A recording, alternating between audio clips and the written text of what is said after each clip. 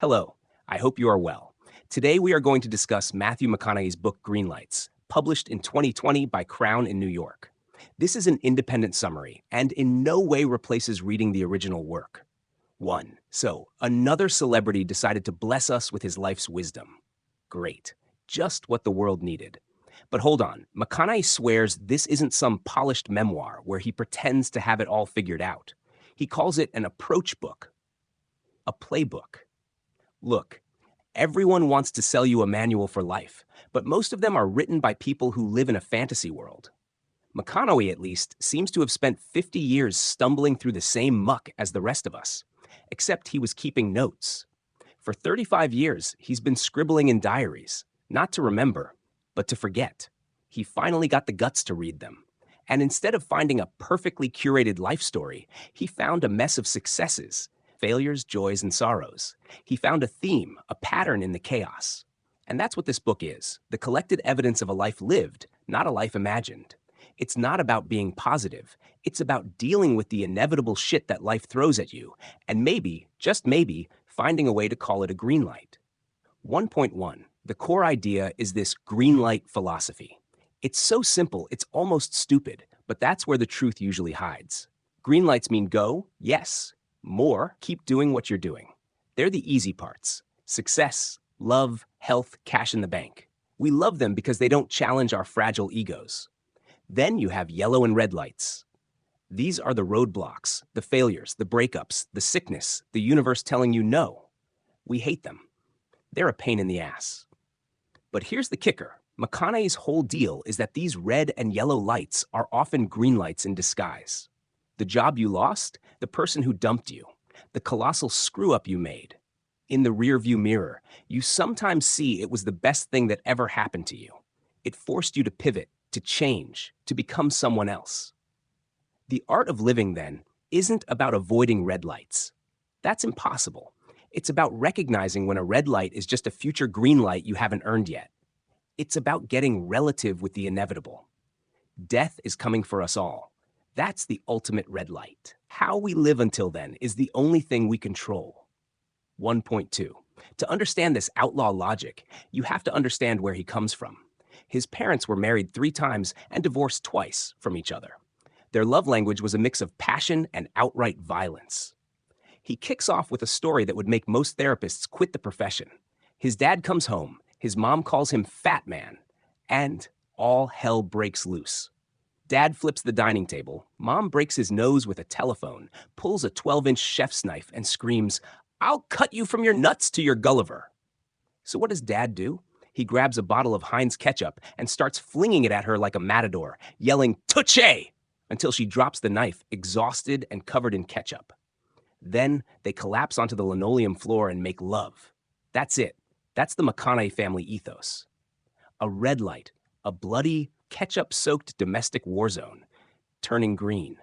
This wasn't dysfunction. This was their normal. It's the kind of environment that doesn't breed delicate flowers. It breeds survivors who know that love and pain can sleep in the same bed. 1.2.1. This outlaw logic was the operating system for his childhood. The rules were simple and brutally enforced. His parents taught him values with physical consequences. He got his ass whipped for answering to Matt because he wasn't named after a doormat. He got it for saying, "I hate you," and "I can't." And he got it for lying. His parents didn't hope he'd follow the rules. They expected it. There's a universe of difference there. Hope is for lottery tickets. Expectation is for getting your goddamn homework done. While he's not outright saying you should beat your kids, he's making a blunt point. Consequences work. He didn't do certain things because he was terrified of the belt. He did other things because he craved his parents' approval. It wasn't about being a good boy. It was about understanding that choices have immediate, tangible, and often painful results. 1.3. His mom was the queen of this philosophy, a woman who beat cancer twice on aspirin and denial. Her motto was basically, "If you believe it, it's true." She once entered him in the Little Mr. Texas contest. He had a trophy on the wall his whole life that said he won. Years later, he looked closer at a photo and saw the nameplate actually said, "runner-up." When he confronted his mom, she was completely unfazed. She said the winner's family bought him a fancy suit, which was cheating. So in her reality, he was the true winner. She essentially taught him that reality is negotiable if you have enough balls to insist on your version of it. 1.3.1. She took it even further. In 7th grade, he wrote a poem for a contest. He showed it to her, and she basically told him it was crap. Instead, she pointed to a poem in a book by Anne Ashford and said, "Write that." He protested, saying it wasn't his. Her logic was flawless in its audacity. If you like it and you understand it and it means something to you, it's yours. He plagiarized it, signed his name, and won the contest. Think about that. His own mother taught him that if you can internalize an idea, you own it. It's a lesson in audacity. It's the kind of thinking that gets you fired or makes you a movie star. For him, it was obviously the latter. She was prepping him to be an actor, to step into someone else's words and make them his own, long before he ever considered it a career. 1.4. While his mom taught him audacious existentialism, his dad taught common sense and discipline. His dad was a man's man who believed in fundamentals. You learn to block and tackle before you try to throw a touchdown pass. The rules were there to be followed until you were man enough to break them and deal with the fallout. The most crucial rite of passage was with his older brother, Rooster. Dad, drunk and looking for a fight, demanded Rooster go with him to steal pipe from a client's yard, a client Rooster had just landed for his company. Rooster refused. Dad called it a question of loyalty and challenged him to a fight to prove who was the man. Dad was a giant, but Rooster, after getting knocked down, grabbed a 2x4 and knocked his father out cold. When Dad came to, he wasn't angry. He was crying with pride. He embraced his son and said, "That's my boy." Rooster had passed the test. He stood up for his principles, faced the consequences, and earned his father's respect as an equal. He didn't just break the rule, he won the right too. It's a brutal, almost primal story. But it's about the messy business of earning your own manhood instead of just inheriting it. Choose your fights, and if you choose one, you better be ready to finish it, even if it's against your own father in a dusty barn. 2. The rites of passage in the McConaughey clan weren't just about fistfights in a barn. They were about creative hustles. The story with his brother Pat is a masterclass in this. His dad, never one to back down from a stupid bet, wagers the family truck that his 8-year-old son can piss over a 6'7" guy's head. He then drives 112 miles, wakes up his kid, makes him chug beers on the way back to the hunting camp, and walks him into a barn full of drunk men at 4:40 a.m. Pat is about to burst. So, what's the big move? Does Pat have some kind of superpower? Nope. Dad just picks him up, turns him upside down, and holds him over the tall guy's head while he lets loose.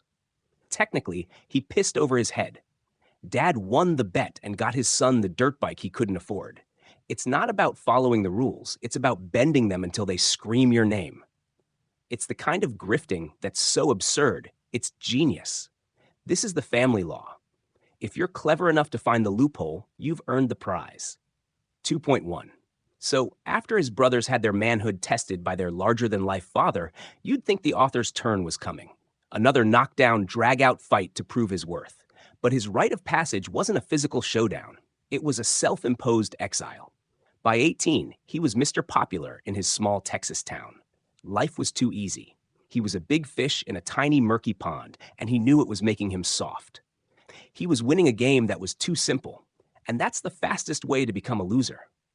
So, he made a decision that sounds insane to anyone comfortable in their little bubble. He volunteered for a red light.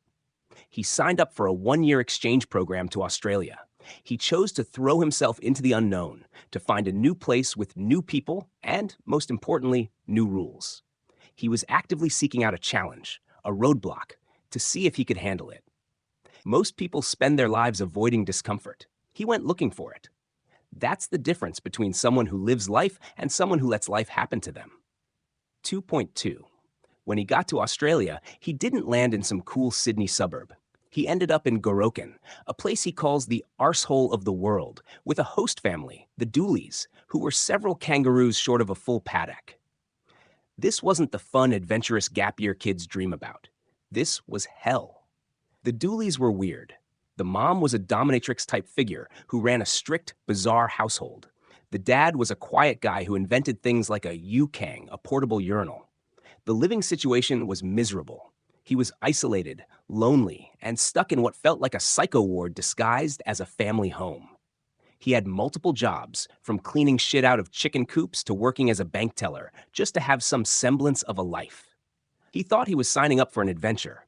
He signed up for a 1-year prison sentence in the middle of nowhere. 2.2.1. He wrote desperate letters home, begging his parents to let him come back. He'd made a mistake. This wasn't growth, it was torture. He laid out his case, explaining how awful the situation was. The response he got was pure, uncut McConaughey family logic. His dad wrote back, "You can't quit something you started." His mom told him, "You made your bed, now you gotta lie in it." They weren't being cruel. They were enforcing the most important rule of all. See it through. They cut off his escape route. There was no easy way out. He was stuck. He had chosen this red light, and now he had to sit there and wait for it to change, no matter how long it took. This wasn't just a lesson in perseverance. It was a lesson in accepting the consequences of your own choices. You wanted a challenge? Well, here it is. Now deal with it. 2.3. That year of misery became the most important year of his life. Stripped of his friends, his social status, and everything familiar, he was forced to go inside his own head. When you can't go out, you go in. He was so damn bored and lonely that he started talking to himself. He wrote letters to himself. He filled journals. This wasn't some navel-gazing, find your inner child bullshit. This was survival. He was stuck in a void and had to create his own universe to stay sane. He became a vegetarian, not for some noble cause, but because it was one of the few things he could control in a life that felt completely out of his hands. He started running for hours, pushing his body to its limit because he couldn't push his life in any direction. 2.3.1. In that self-imposed prison, he began to untangle the riddle of himself. It's easy to know who you are when everyone is telling you who you are.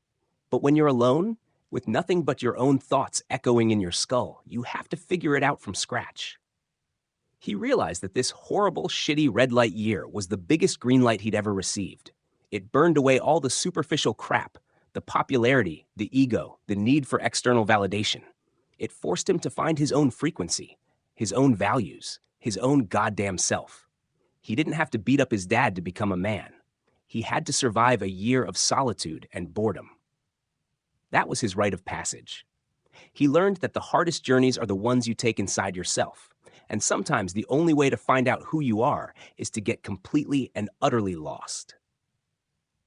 3. When he finally got back from his Australian exile, he had a choice to make. He was supposed to go to law school. That was the plan, a safe, respectable path. But after a year of forced introspection, the idea of arguing other people's problems for a living felt like a new kind of prison. His dad, the pragmatist, had always pushed for a secure career. So telling him he wanted to go to film school instead was a huge risk. He expected a fight. He expected the same man up and do what you're supposed to do speech. But instead, his dad asked a simple, powerful question. Don't half-ass it. It wasn't a question of what he wanted to do, but how he was going to do it. His dad didn't care about the career path, as long as his son was going to attack it with everything he had. It was a massive green light. It was permission not just to chase a dream, but to chase it with the same ferocity his family applied to everything else, from fistfights to ketchup-fueled lovemaking. 3.1. So he's in film school at the University of Texas, learning the craft from behind the camera. But life has a funny way of pushing you where you need to go, not where you think you're going. One night, he's at the Hyatt Hotel bar, trying to get a free drink. He strikes up a conversation with the bartender, who happens to know a casting director, Don Phillips. This isn't luck. It's the result of putting yourself out there, of being open to the random collisions that life throws at you. He gets introduced to Phillips, who's in town casting for a little movie called Dazed and Confused. Phillips sees something in him. Not an actor, but a character. He invites him to the set. He's not there to audition, he's just hanging out. But then, the director, Richard Linklater, asks him if he can play the part of Wooderson, this slightly too old guy who still hangs out with high school kids. 3.1.1. He had no acting experience. He wasn't trying to be an actor. But he knew this character. He was this character in a way. He understood the guy who was chasing a feeling, the guy for whom high school was the peak. So, on the spot, he starts riffing. He comes up with the iconic lines that would define not just the character, but his own public persona for years to come. That's what I love about these high school girls, man. I get older, they stay the same age. And then, the golden ticket. All right, all right, all right. These weren't lines from a script. They were pure, uncut McConaughey, channeled through a character he instantly embodied. He wasn't acting, he was being. It was the ultimate green light, a moment where preparation, his life up to that point, met opportunity, a random night at a hotel bar. He walked into that bar a film student and walked out an actor, even if he didn't know it yet. 3.2. After Dazed and Confused, he made the classic move of anyone who gets a taste of Hollywood. He packed his bags and drove to California. He thought he was on the fast track. He had a movie under his belt. He was ready for stardom. But Hollywood had other plans. It handed him a series of red lights. He was getting auditions, but not the big parts. He was just another pretty face in a sea of pretty faces. He realized that the initial success was a fluke, a gift. Now, the real work began. He had to learn the hustle.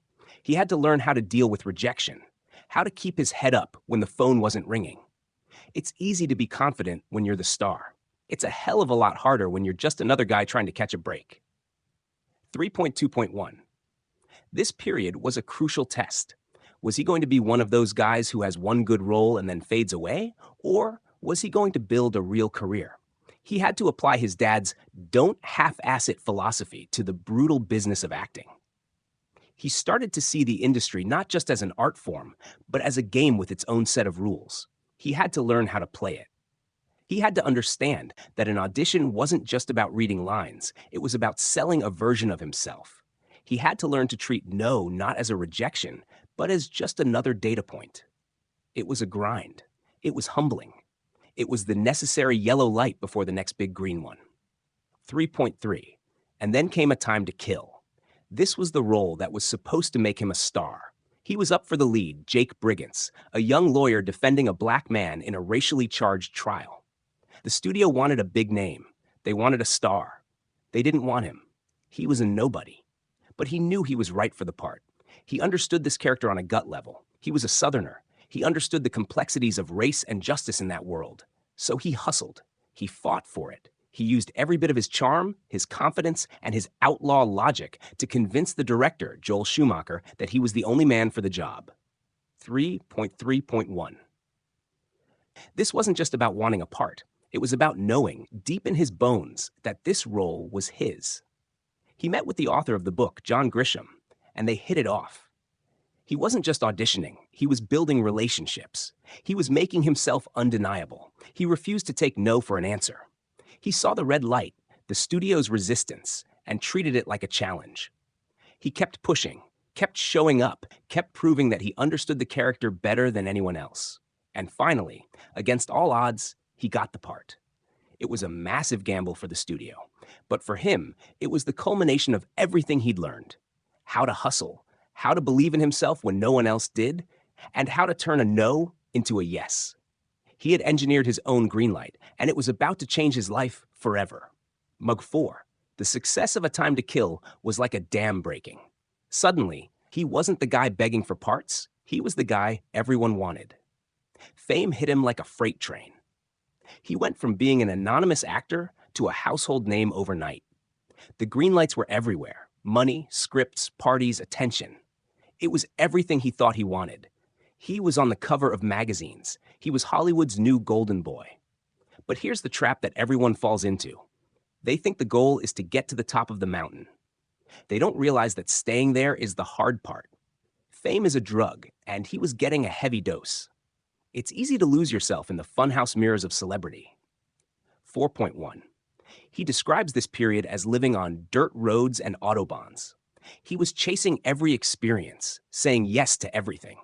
He made some good movies, like Contact and Amistad, working with legendary directors.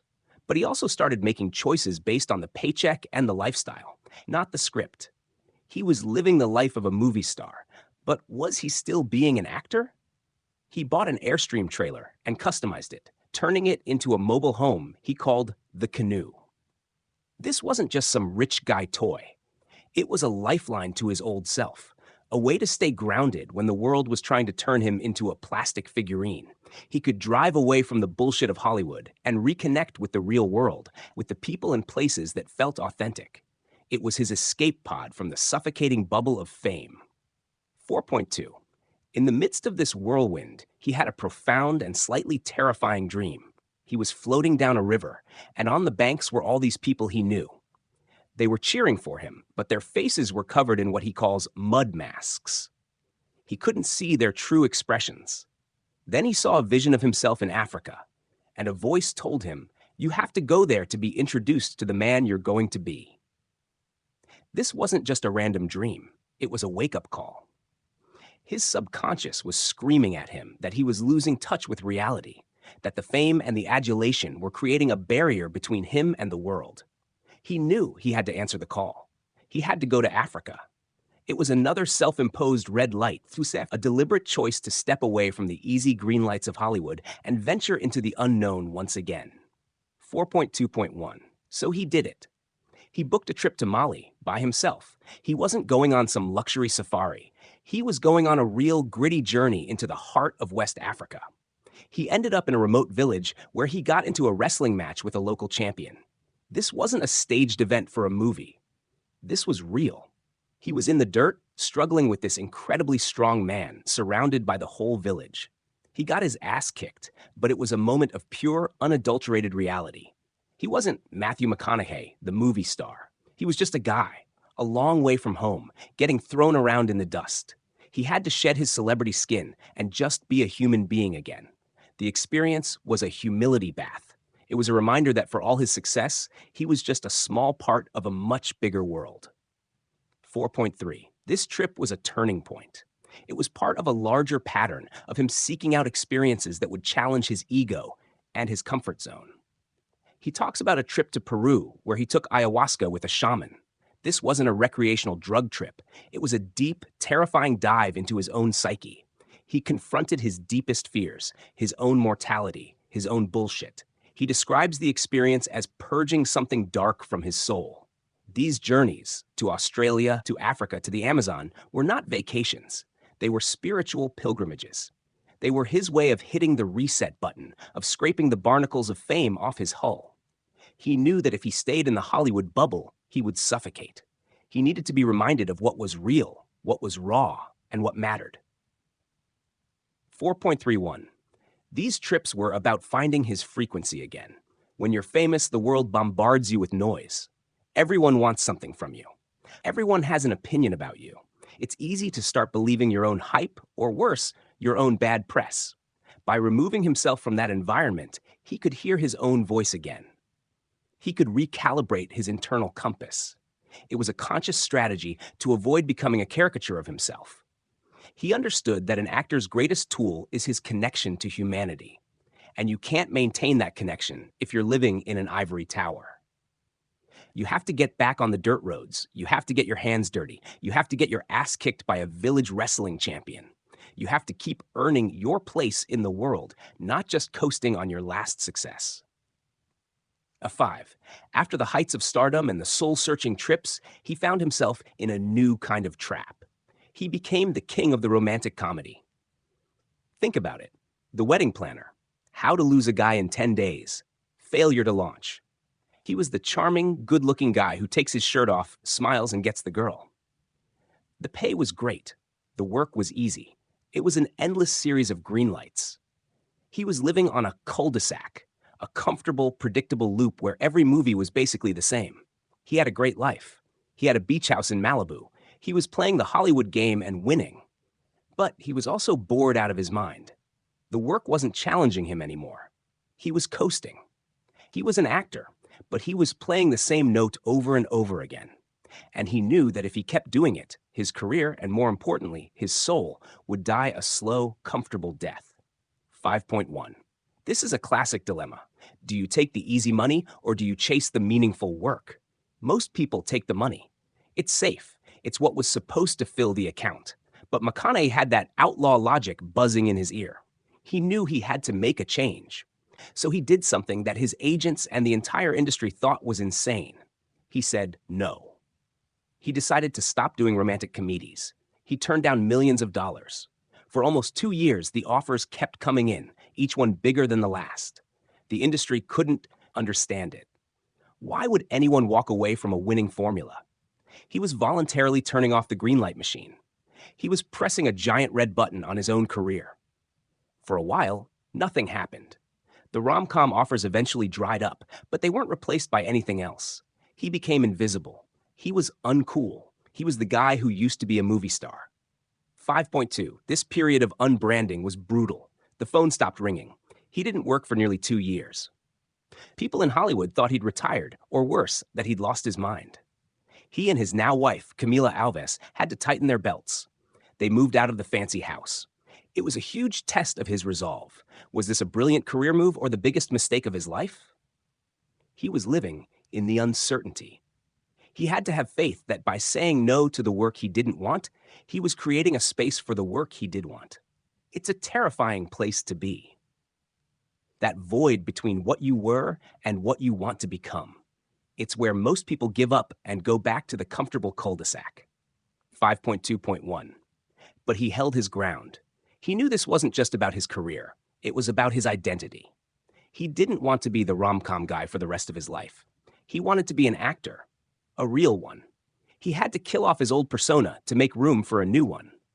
This wasn't just a career strategy. It was an act of creative destruction. He had to burn the old house down to build a new one. During this time, he focused on his family. He became a father. This wasn't a distraction. It was a re-anchoring. It gave him a new perspective, a new sense of purpose that wasn't tied to his fame or his career. It was a reminder that life is bigger than Hollywood. 5.3. And then, slowly, the tide began to turn. Because he had been gone for so long, he was a new man in the eyes of the industry. The first call he got was for a small, dark, independent movie called The Lincoln Lawyer. It wasn't a big-budget blockbuster. It was a character-driven story. It was exactly the kind of work he had been waiting for. He followed it up with a series of daring, unconventional roles. The strip club owner in Magic Mike, the creepy hitman in Killer Joe, the fugitive in Mud. These weren't the safe, predictable roles of his past. They were complex, morally ambiguous characters. They were interesting. He was taking risks again. He was choosing the dirt roads over the Autobahn. 5.3.1. This period, which the media dubbed the reconnaissance, was not an accident. It was the direct result of his decision to hit the brakes, to endure the red light of unemployment and anonymity, and to wait for the right green lights. He had to unbrand himself to rebrand himself. He had to teach the industry and the audience to see him in a new way. It was a masterclass in career management, but more than that, it was a testament to the power of saying no. Sometimes the most powerful thing you can do is to stop, to refuse, to create a vacuum. Because nature and Hollywood abhors a vacuum. If you create a space and hold it, eventually something new and interesting will fill it. He had engineered his own comeback by having the courage to disappear. 6. The reconnaissance reached its absolute peak with Dallas Buyers Club. This wasn't just another role. It was a total transformation. He played Ron Woodruff, a homophobic, hard-living Texan who contracts HIV in the 1980s and is given 30 days to live. The story itself is a giant green light parable. Woodruff gets a death sentence, the ultimate red light, and instead of accepting it, he wages war. He refuses to die.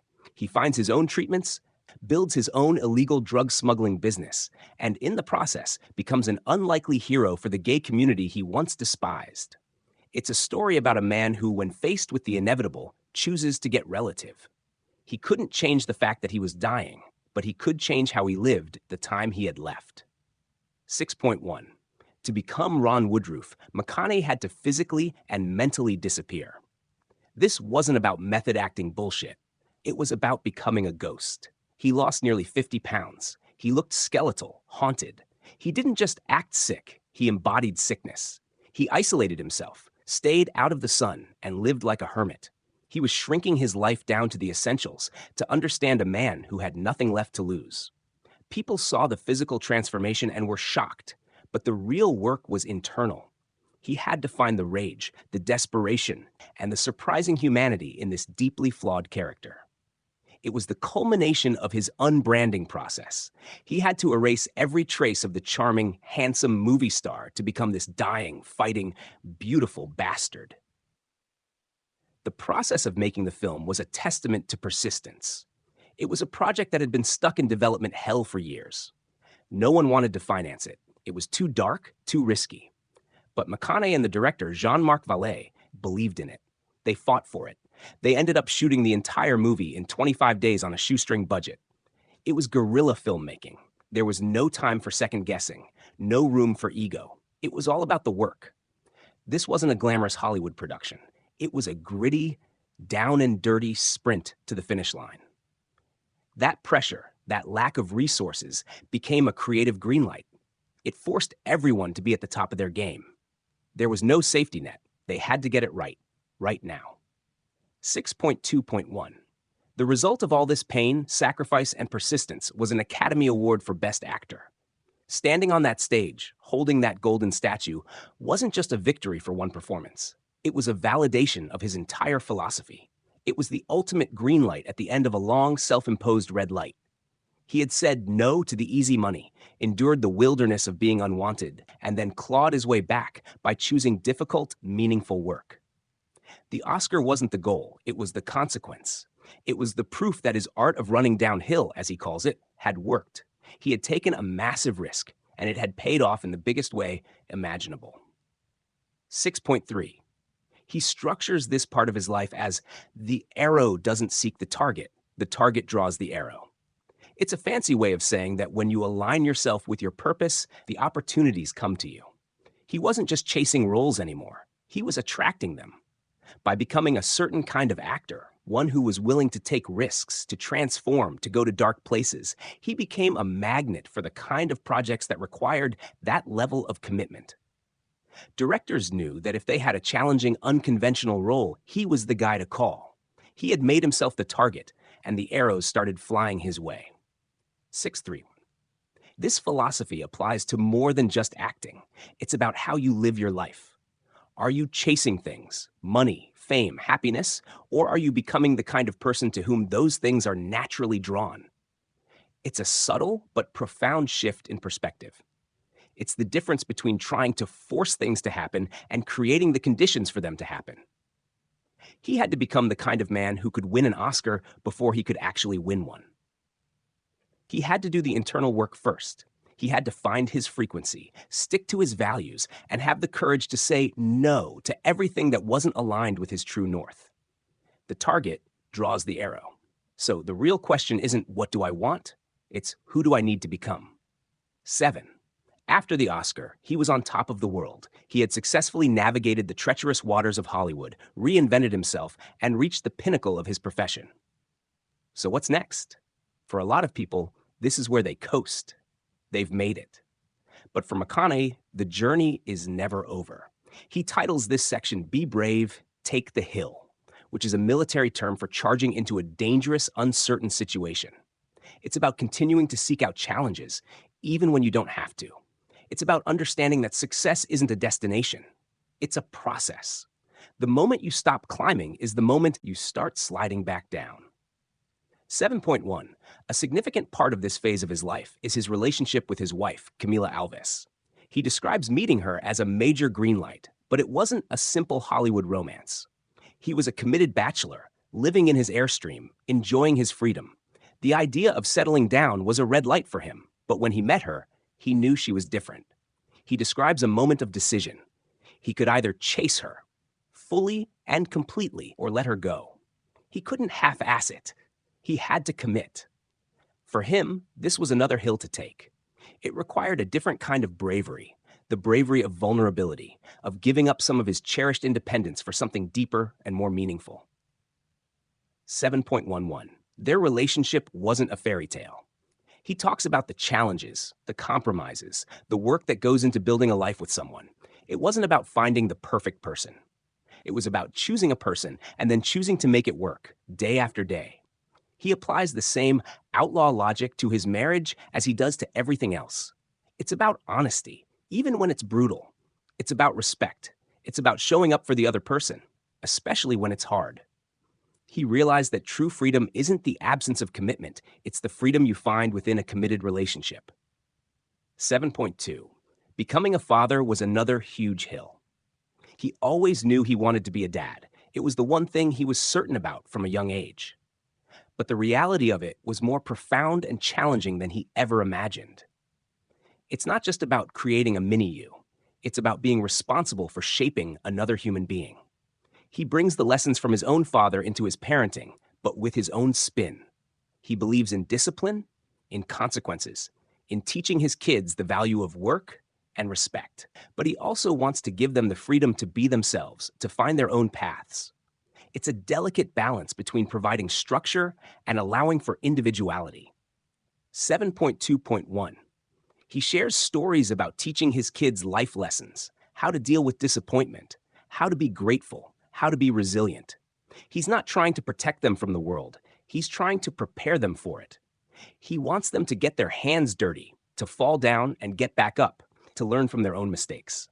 He understands that his job isn't to give them a life free of red lights, but to give them the tools to navigate them. It's about passing on the Greenlight philosophy to the next generation. It's about teaching them that life isn't always fair, but it's always an opportunity. 7.3. This period is also about defining his legacy, not in some grand abstract sense, but in the here and now. He calls it live your legacy now. Most people think of their legacy as something that's written after they're dead. He argues that you're building it with every choice you make, every single day. How you treat the waiter at a restaurant, how you talk to your kids, the work you choose to do, that's your legacy in real time. It's not about the awards on your shelf. It's about the man you are when no one is watching. 7.3.1. He gets involved in philanthropy, particularly with his Just Keep Livin' foundation, which helps high school students in underserved communities. This isn't just about writing a check. It's about being actively involved, about sharing his philosophy with kids who need it most. He's trying to give them the same kind of outlaw logic and resilience that he learned from his own upbringing. He's teaching them that their circumstances don't have to define their future. He's giving them permission to dream bigger, to work harder, and to believe in their own potential. This is him living his legacy, paying forward the green lights he's received by creating them for others. It's the ultimate expression of his philosophy. You don't just catch green lights, you become one. 8. Throughout the book, McConaughey sprinkles in what he calls bumper stickers. These are short, punchy aphorisms, bits of wisdom, and one-liners he's collected over the years. They're not deep philosophical treatises. They're quick-hit truths that stick in your brain. Things like, sometimes you gotta go back to actually move forward. Or, the best advice comes from the guy who's just a little bit ahead of you on the same path. They function as the book's chorus, reinforcing the main themes in a memorable, digestible way. They are the concentrated expression of his outlaw logic. He loves them because they're direct, unapologetic, and often funny. They cut through the bullshit and get straight to the point. In a world of long-winded self-help gurus, these bumper stickers are like shots of tequila. They hit hard, wake you up, and leave you with a distinct taste in your mouth. One of the recurring themes in these bumper stickers and the stories that surround them is the idea of getting relative. This is a core tenet of his philosophy. It means accepting the inevitability of a situation, but understanding that your approach to it is your choice. You're going to face traffic jams, both literal and metaphorical. That's inevitable. How you react, whether you honk your horn in impotent rage, find a detour, or just put on some good music and enjoy the pause, is relative. That's where your power lies. It's not about controlling the world. It's about controlling your response to it. He learned this from his parents' chaotic relationship, from his year in Australia, from the rejection in Hollywood. Over and over again, life taught him that the outcome is often fixed, but the journey is flexible. 8.2. Another key concept is what he calls the art of running downhill. It's about recognizing when to push and when to let go. Life has its own momentum. Sometimes you're grinding your way up a steep hill and every step is a struggle. But other times, you find yourself on a downslope, and the best thing you can do is get out of your own way and let gravity do the work. This is when you're in the zone, when things are flowing. The reconnaissance was a period of running downhill. The opportunities were coming to him. The key is to recognize when you're in that flow and capitalize on it, but also to not get discouraged when you're in a period of slogging uphill. Both are part of the journey. The art is knowing which part you're in. 8.3. He also talks a lot about identity and the danger of being overbranded. His rom-com phase was a cautionary tale. He had become a brand, a product, and that brand was limiting him. His journey of unbranding was a deliberate act of shedding an identity that no longer served him. This is a universal struggle. We all get put in boxes by society, by our jobs, by our families, and even by ourselves. We become the responsible one, the funny one, the smart one. And then we get stuck there. His story is a powerful argument for the courage to break out of your own box, to refuse to be defined by your past successes, and to constantly reinvent yourself. It's a reminder that you are not a static object. You are a work in progress. 8.4. The book is structured around these core ideas, with the stories serving as evidence for his philosophical claims. It's not a chronological memoir in the traditional sense. It's a thematic one. He jumps around in time, connecting a childhood story to a Hollywood anecdote to a spiritual journey. This structure reinforces his central idea that life is not a straight line. It's a series of loops, echoes, and rhymes. The lessons you learn as a kid come back to you as an adult. The challenges you face in your career mirror the challenges you face in your personal life. Everything is connected. By organizing the book this way, he's showing you the patterns in his own life and inviting you to look for them in yours. It's a book about finding the signal in the noise. 8.5. Ultimately, the book is a love letter to life itself, not the sanitized Instagram-filtered version of life, but the real, messy, painful, beautiful, and hilarious thing. He doesn't shy away from his mistakes, his failures, or his moments of weakness. In fact, he celebrates them. He shows us the shit he stepped in and how he's scraped it off his boots. He's not presenting himself as a guru on a mountaintop. He's presenting himself as a fellow traveler, a guy who's figured out a few things along the way and is willing to share them. The book's power comes from its honesty, its humor, and its refusal to offer easy answers. It doesn't give you a map, but it gives you a compass and the courage to find your own way. 9. The logical structure of the book follows a pattern of problem, struggle, and resolution, which mirrors the red light, yellow light, green light framework. It's not a rigid academic structure, but an organic one that flows from his life experiences. The introduction lays out the central metaphor. Life is a journey of catching green lights. And even red and yellow lights can become green lights in hindsight.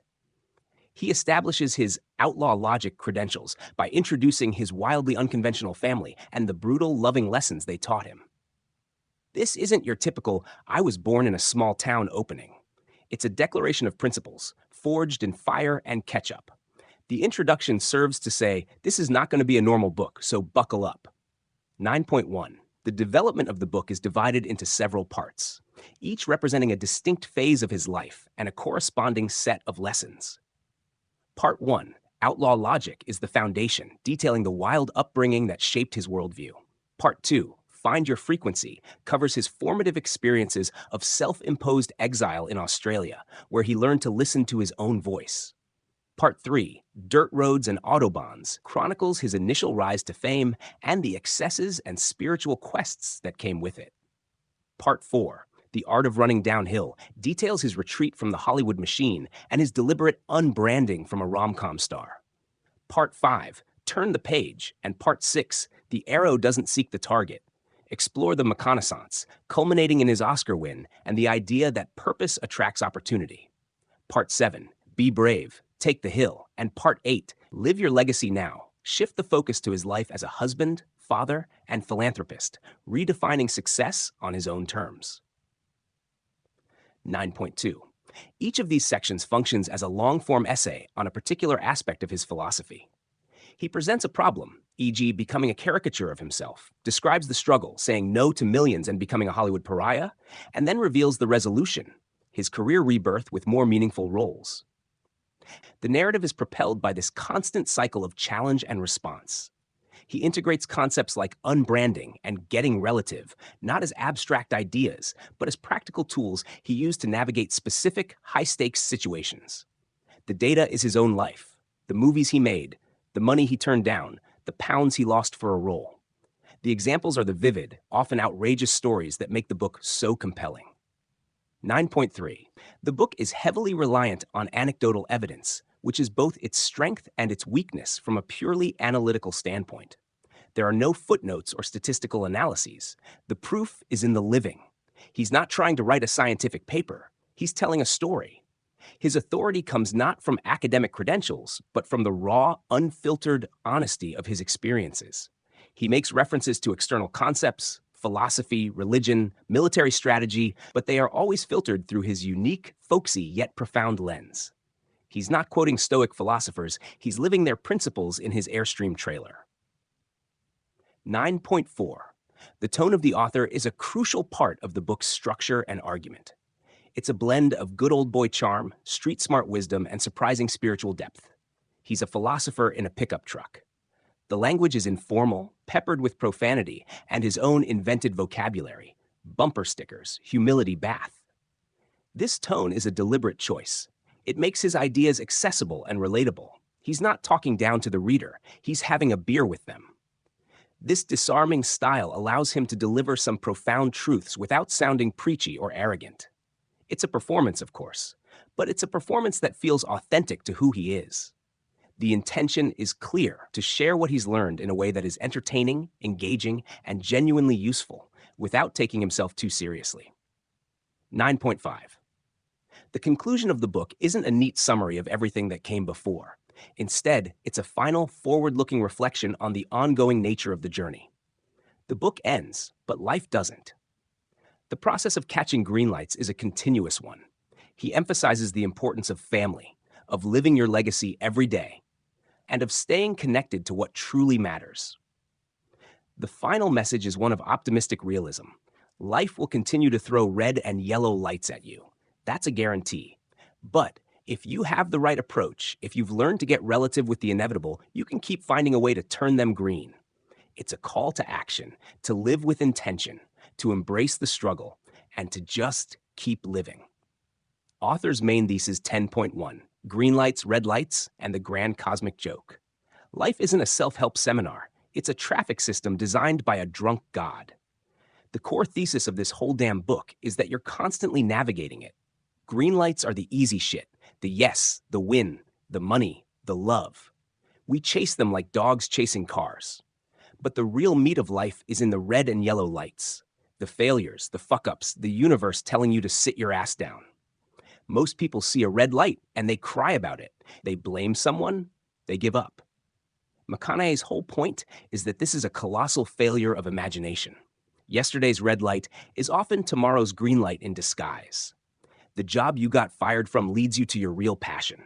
The brutal breakup frees you to find someone you can actually stand. The art of living isn't about avoiding red lights. That's for cowards. It's about learning to see them as part of the path. It's about having the balls to sit in the discomfort and trust that every red light eventually turns green. It's not positivity, it's physics. What goes down must come up. The trick is to survive the down without losing your mind. 10.2. Get relative with the inevitable.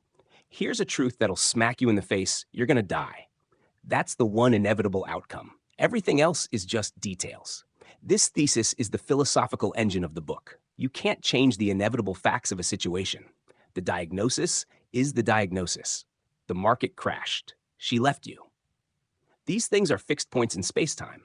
Freaking out about them is as useful as yelling at a hurricane. What you can control is your approach relative to that fact. This is where your power is. You have three choices: persist, keep hammering at the same nail, pivot, find a different nail or a different hammer, or concede, wave the white flag, and live to fight another day. The secret to a life with less bullshit is knowing which one to choose and when. It's not about winning every battle. It's about knowing which battles are worth fighting and how to fight them. It's the ultimate acceptance of your own limited power, and in that acceptance, finding your true freedom. 10.3. the necessity of outlaw logic and rites of passage. Society wants to sand down your edges. It wants you to be predictable, obedient, and safe. McConaughey's upbringing was the antidote to that. Outlaw logic is a philosophy built on brutal honesty, personal accountability, and a healthy suspicion of rules made by people who don't have your best interests at heart. It's about following the rules until you're strong enough to break them and live with the goddamn consequences. This leads directly to the idea of rites of passage. Life needs to test you.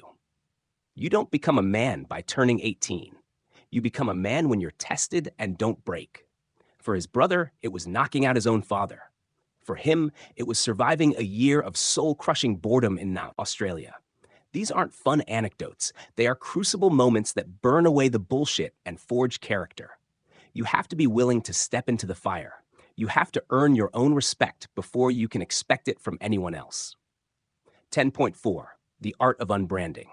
Your identity is the story you tell yourself. And sometimes that story becomes a prison. McConaughey became the rom-com guy. It was a great brand. It made him rich and famous. It was also killing his soul. His thesis on unbranding is one of the most radical and useful ideas in the book. To evolve, you must have the courage to destroy your own success. You have to be willing to say no to the easy money, to the thing everyone knows you for. You have to embrace being invisible, being a has-been. It's terrifying, but it's the only way to create the vacuum for something new to enter. He had to stop being the guy who takes his shirt off so he could become the guy who wins an Oscar. It's an act of creative arson. You have to burn your old life to the ground to have space to build a new one. Who are you willing to stop being in order to become the person you want to be? 10.5. The target draws the arrow. For years, you've been told to chase your dreams. It's exhausting, and it rarely works. McConaughey flips the script. Stop chasing. Start attracting. This is the target draws the arrow thesis. It's about doing the hard internal work of figuring out who you are, what you stand for, and what you value. You become the target. When you are so clearly and authentically yourself, the right opportunities, the right people, the right situations, the arrows are naturally drawn to you. He didn't chase the Oscar for Dallas Buyers Club. He became the kind of actor who could deliver that performance, and the role found him. It's a shift from frantic doing to deliberate being. It's less about what you want to get and more about who you need to become. The universe rewards authenticity. So stop running around like a headless chicken and just be the damn target. 10.6. Live your legacy now.